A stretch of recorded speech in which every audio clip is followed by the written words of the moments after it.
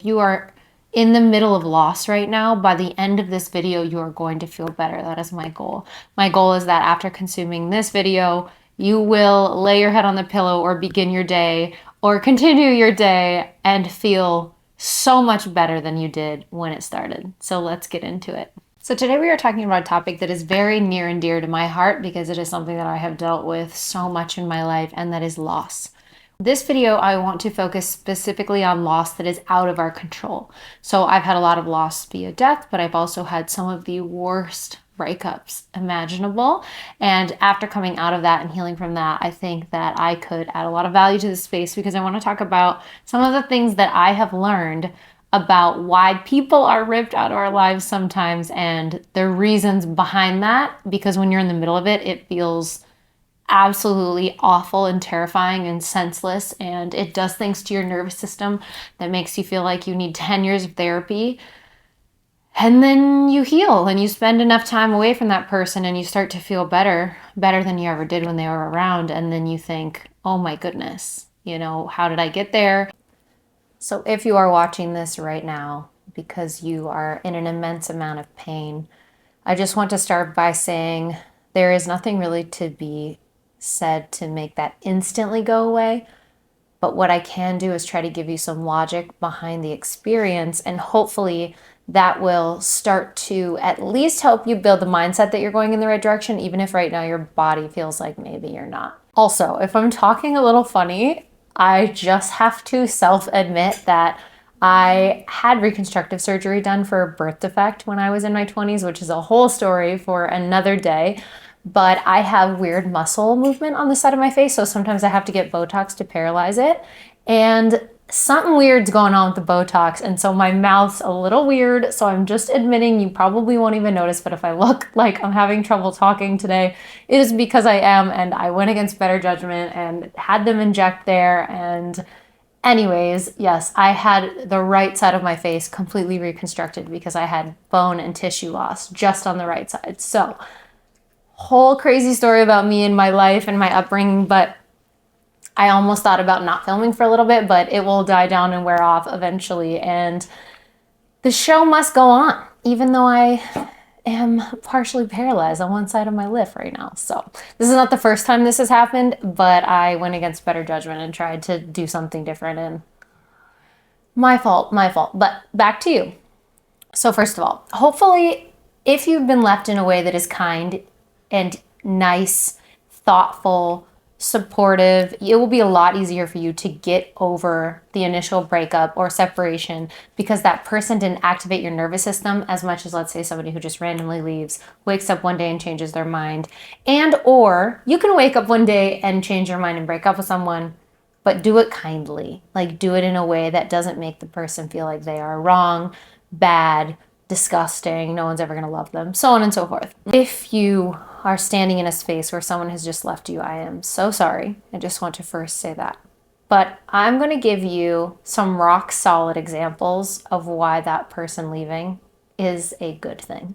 So first of all, these are all going to be mostly positive reasons about you, and if anything is said negative, it will be about the other party. Now, I want to acknowledge the fact that there are two sides in every relationship, but if you're the one sitting in front of a computer watching a video on how to heal and how to handle loss and how to overcome what was just done to you, I'm going to go out on a limb and say that you're probably a very kind, lovely human being who has just been destroyed by someone.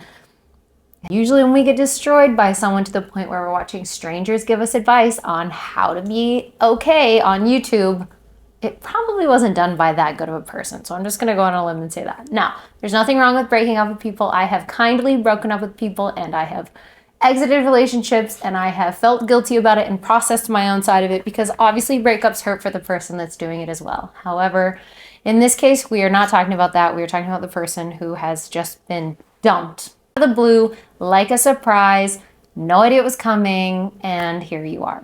So the first reason is your season has changed. Who you are has changed. Where you're going has changed. Maybe this person helped you get to the next chapter, take one more step towards the version of you that you want to be or need to be. There are only certain people that can hold space for our next level Or there's people that you can't get to the next level unless you have their support and love. So every relationship that I've ever had that I've lost, that relationship hurts when it's lost, but you can look back and very easily say that person led to that chapter and that one to that chapter and that one and so on and so forth.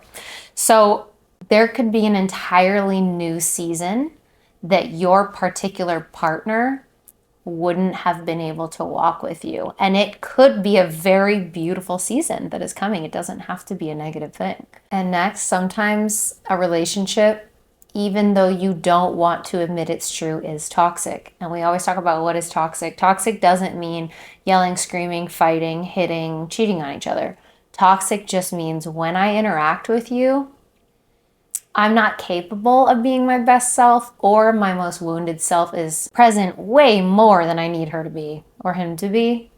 And sometimes the way that people fight is incompatible. Sometimes the way that people live their life is incompatible. Sometimes the way that people spend money is incompatible. You know what was most incompatible in my last relationship was our love languages. I felt like I was starving all the time, and I'm sure he did too, because we had completely different number 1 and 2 love languages. We had enough compatibilities in other areas that carried us through, but once I experienced what it was like to experience my love language, I thought, well, damn, if that relationship had had it, I probably would have been a lot happier, and so would he. So I just want to talk about a relationship being toxic doesn't necessarily have to mean anything about that person. You can have 2 very incredible people and you put them together and both people stop growing. One person keeps growing, one person feels insecure about the other person growing, and they do this over time. Both people start growing and they grow in opposite directions over here. They're together and maybe one person or the other person decides their sexuality has changed, or their desire for their partner has changed, or maybe they want to go and date somebody completely different and they have decided they want something that they don't currently have and don't want to experience that type of person anymore. I know that happened for me when I transitioned out of my old self. The relationships I used to be in, like that, they don't work for me now, even though those people are amazing. Like there's nothing inherently negative about outgrowing people except for the transition when you outgrow them, and you have to let them know and you have to move on. All right, next, you're being pruned like a plant to grow and bear more fruit. So in a spiritual sense, when we prune a tree or a plant, we are removing things that are dead or no longer contributing to the whole so that more, better, healthier fruit and produce can grow there. My little animal decided to join the party. Hi, baby. Can you be calm? Because our friends are trying to learn and you're being pretty chaotic digging holes to China in my bed, okay? Okay, go lay down. So sometimes the things in your life no longer serve your growth and serve your purpose, and you need to be around someone who does. If you go from being an Olympic athlete and then you retire, and then you say, I want to go be a writer, but your husband's still an Olympic athlete, or maybe he's an Olympic coach. That's a good example of people who could totally grow like this, because this person's going to leave the athletic world behind and go over here and be ready for writing and reading and philosophy and growth. And this person's going to go over here and be the exact same as they were when they started the marriage. And that does suck. If you're the person who has stood in the same ground and did not grow away from your partner, that sucks, because you feel kind of like you're being left behind, which we'll talk about that in the next point, which is more about them and why they needed to go. But staying with the fruit pruning analogy, these challenges or these losses, having the branches ripped off, it ultimately contributes to a stronger plant, a healthier plant, and an overall more productive plant. More fruit is going to grow and more things are going to come out of it. You rip things off and cut things off in order to serve the whole. That is in science, in the earth, and that is also in us energetically and intrinsically. If you want to get really cheesy with this, you can think about you're pruned, and then the new fruit that grows is patience, courage, self-understanding, self-love, self-respect. There's a lot of things that can come out of things being ripped off of our body, because sometimes we have to go into a survival mode. We have to go into, who the fuck am I, and what the fuck do I want, and where the fuck am I going? Excuse my language if you have kids in the room. I'm sorry, I'll keep it to a minimum. But the pruning process is about refining you, pulling away the dead things so that you can continue to grow into a more full version of yourself. That does not mean that losing your limbs is not hard. I'm not going to sit here and say that it is. I'm sorry that you're going through that. but I am going to say that it serves a point. And I say that as someone who has been shot through the face in breakups, bad breakups, you guys. Okay, so I have spent many a moon, many a day, many a night, many a week in my bed, crying that kind of crying that you don't want anyone to see. And I have done it multiple times. And I've even had one relationship where I went back to it so many times just because I didn't learn. I didn't learn, so I just kept going. And if that's you, I just want to say, people would always tell me, don't go back. Okay, so this is going to be another point that I want to talk about. Don't go back, don't go back, don't go back. I disagree. If the person didn't hit you or objectively cause you harm, be honest about this, because psychological, mental, and emotional harm is also harm. Up until a certain point, I was going there because I was injured, damaged as a kid, and I was healing unmet needs and healing unmet trauma. So every time I would go back, people would be like, okay, I support you, but I don't know. Go back. Go back and back and back to him or her over and over and over again until you're done. Until you are done. Because one of the things that I always used to say is, I don't want to be on my wedding day and be walking down the aisle towards someone who's wonderful for me and think of that guy. So you know what I'm going to do? I'm going to make sure it's not that guy. And guess what happened? I did that. The love doesn't go away. But the understanding that they are not good for you, it gets louder and louder. And guess what happens when you get destroyed by someone over and over? Pending you have the right support system and you heal. You get better. You elevate to a new level. So when you go back again, the same tricks don't work the same way. So you're able to handle that person and see that person in a whole new light. I was able to go back and be like, absolutely not. This is what I thought I wanted. Love you. So many things about you, but the way that you show up is absolutely not going to be healthy for me over the course of 50 years. Okay. So I am not going to be your best friend who's going to sit over here and say, don't call Jared. Why do you keep calling Jared? I'm so sick listening to this. Don't be that friend also. If you're being that friend, just know that when we keep going back to someone like that, and I can speak to you, and I also want to remind you this for your friends, remember this feeling of longing for that person and the way you were just aggressively dropped on your butt and shocked and hurt and embarrassed and devastated. And then just know that when we go back, sometimes we don't even like that person. We just need to go back and heal what they did to us. And then we've healed from what they did to us. So when we do go back, we go, I've decided I no longer want a part of this toxicity. And then we're done. Then we can go marry Jared.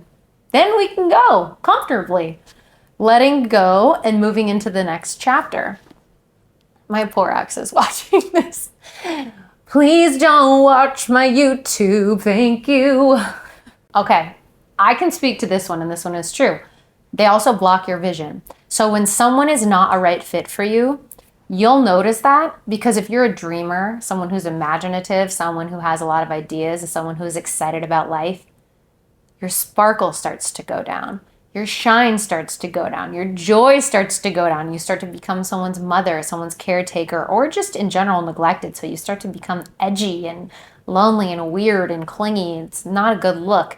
Pay attention to who you become the moment you say yes to letting someone in your life.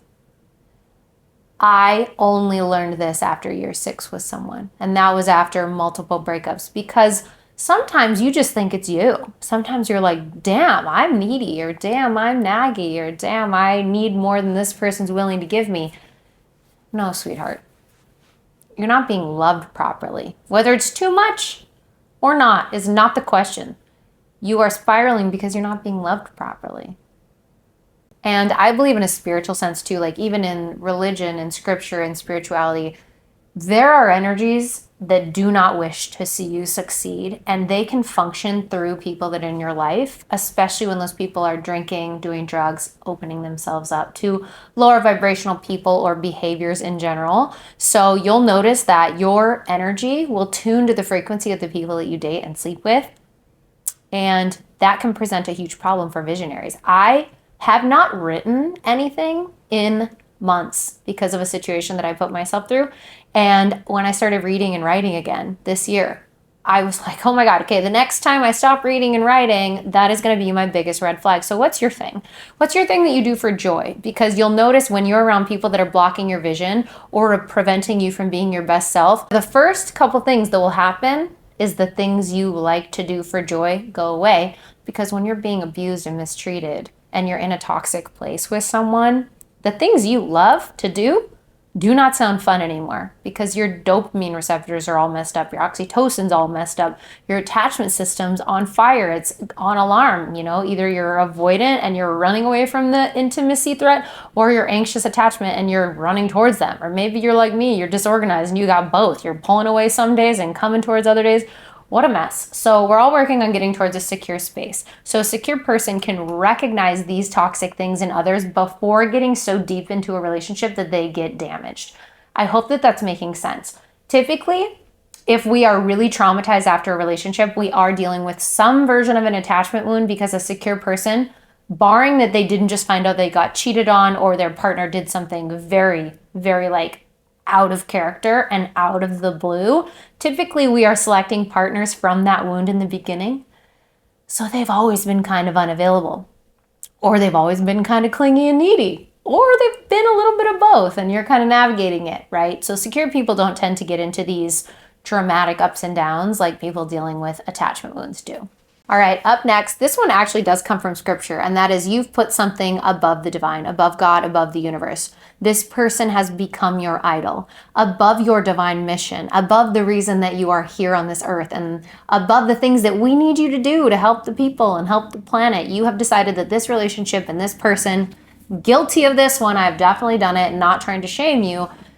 You've decided that this person is all you need, all you want to focus on, and they absorb and consume your every waking minute. And this can come a lot of times from relationships where there's the push-pull dynamic between anxious attachment and avoidant attachment, because your nervous system is constantly in a fight or flight state and you're constantly clawing for that person's attention because they're very emotionally unavailable and they're not very nurturing. And then you throw in that you have different love languages and it can be quite a messy situation.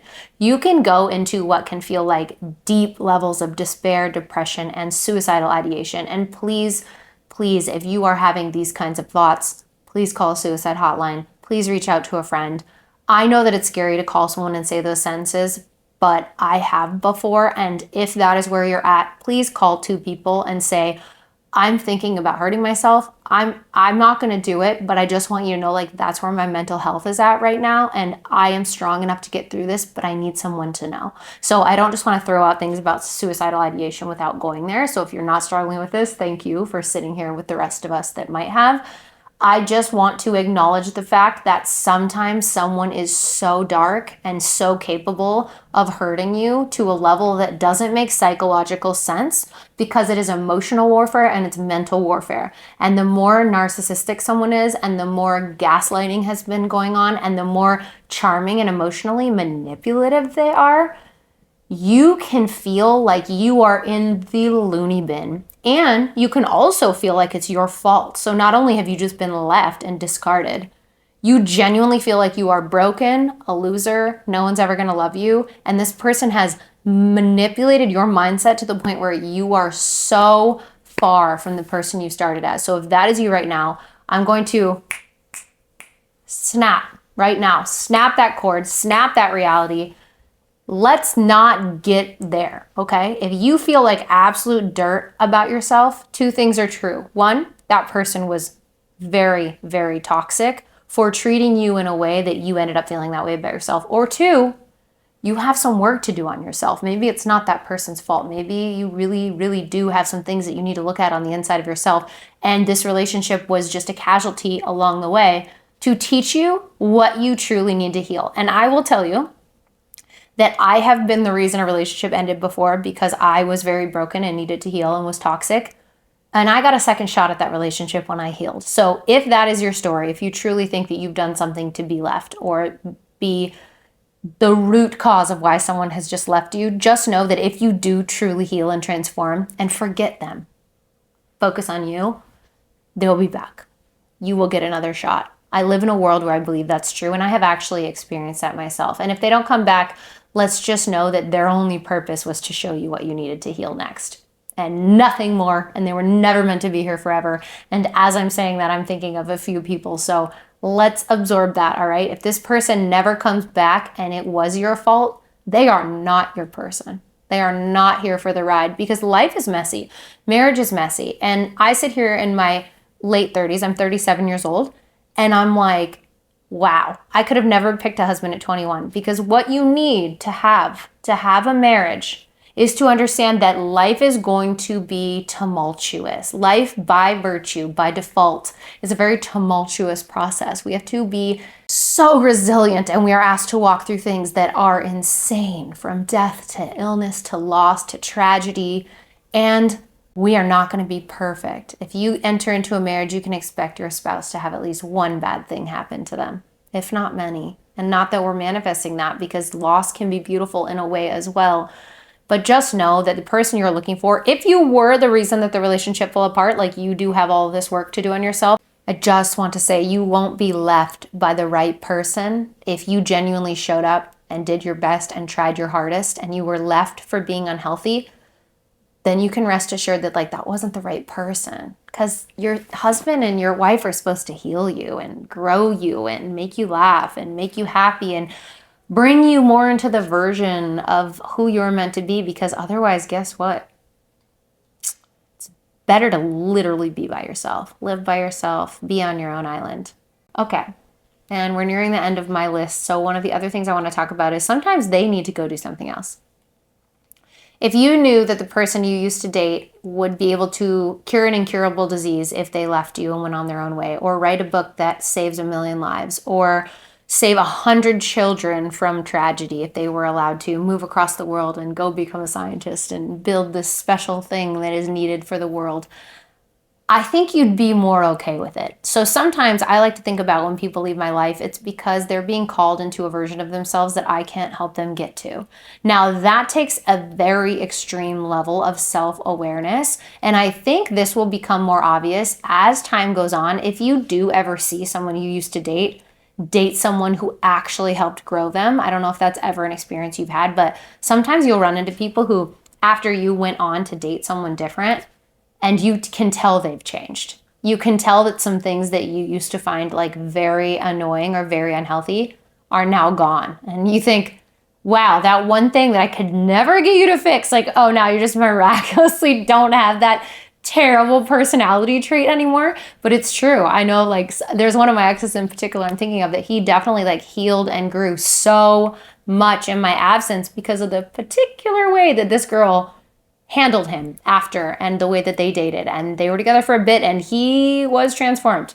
He was absolutely transformed. So sometimes you can think about it they need to go learn a lesson that you can't teach them, and you're going to be sent someone else. So the last point here is you're going to be sent someone else in that space. Let's say that you are in a relationship where you are getting almost all of your needs met, but there's a couple that aren't there. The person you will be in 20 years is different than the person that is watching this video right now.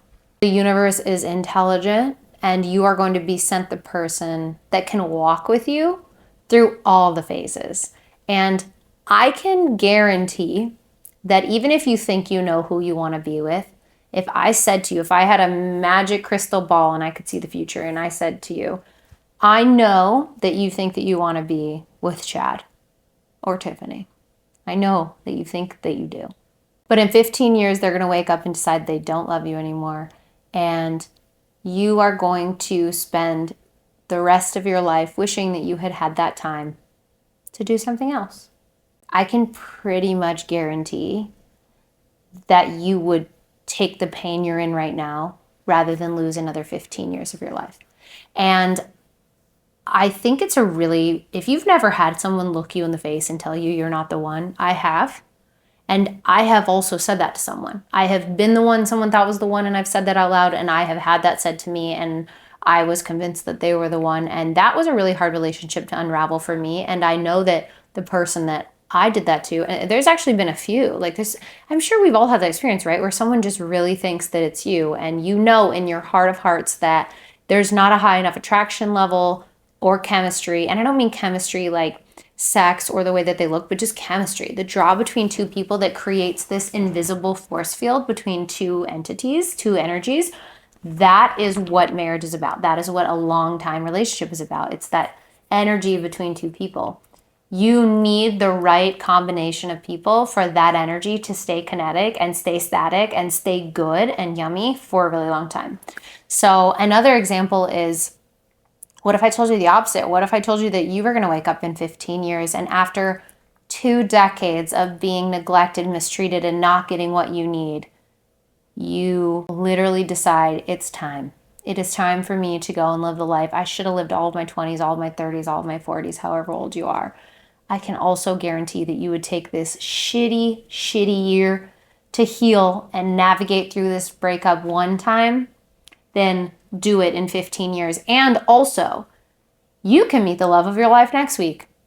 You could literally be in an elevator or in line at Target and you could meet the person of your dreams. And that's what's so cool about life. And I don't mean to be like cheesy and Pollyanna and dream big and whatever, but I have had such quick turnarounds after trauma, because once you get better at processing trauma, you just get to the point where you're like, all right, let's go into it. Let's dive head first. And if you are going through this, I just want to tell you, if you ever get lost again, watch this video again, because sometimes what I've learned helps me is 2 things. 1, I need to cry. I need to cry so hard. I need to let it all out of my body, and not just one time, sometimes 4 months after, sometimes 6 months after, sometimes 16 months after, sometimes because I heard a song. When that feeling comes that you're thinking of them, rather than go, goodbye, leave me alone, don't want to feel it, nope, absolutely not, shove it down, I want you to go, come through me. And I want you to try really hard not to think a story. Don't think, he doesn't love me, she doesn't love me, she doesn't want me, I should have stayed, I should have left earlier. No stories. Your only job is literally like sit into the pain, allow the pain to come through you, and cry like you would be embarrassed for someone to see. Let it out. Let it go. Step 1. If you feel like after some time that's not moving the energy for you, the next level of this is to realize the fact that you probably have a lot of anger, resentment, that's also layered on top of your grief and sadness, okay? So anger and resentment is tough because it's like a poison.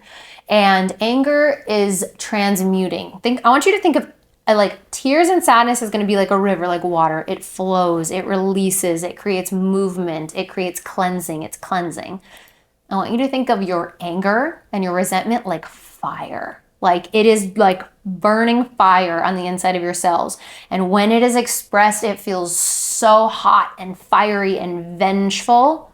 It's like a bitterness in your mouth, like a poison. But once you express it, it is purifying because it is flames. It burns everything up, right? Going back to the forest metaphor, it burns everything up. The soot now hits the earth and it's regenerative and it's healing. And so we want to burn things down, disintegrate them. So one of the things that I did, and it was wildly uncomfortable. So if you're going to do this activity, I don't want you to expect it to be fun. And if you're a good person, if you have even a modicum of a really good heart, I want you to know this is going to feel yucky. It's going to feel like you are doing something wrong. What you're going to do is you're going to sit for a minute and you're going to bring up all of the hurt and all of the anger and all of the things that this person has done to you over the years or months, however long you've known them.